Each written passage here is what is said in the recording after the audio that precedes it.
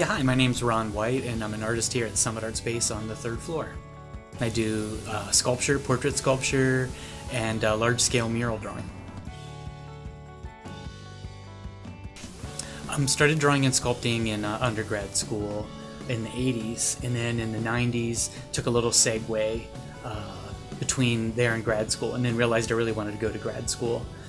So then going to grad school, I went to Kent State. They were the only university in Ohio, really, that taught figural sculpture, life-size figural sculpture. Ice sculpting, I had a roommate in college, and that sort of got to be a little bit of a difficulty. So then I went to move out and go to another apartment, and in doing so, there was a little fire next door. And this is, I think, for my life, how it's always been, how I've met people and developed relationships and got into art activities. The lady next door that was having a fire in her house came over and I was trying to help her deal with it. And she's like, yeah, I'm graduating from the University of Akron and I'm their ice art director.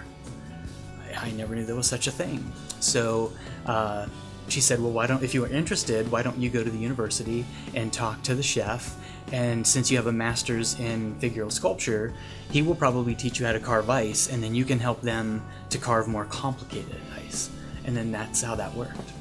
Because most of the time they just do fish, you know, and that kind of swans, right? And I wanted them to do more like figural sculpture, like a woman holding on to this man's head that she had cut off with a sword. Different than a fish and a swan.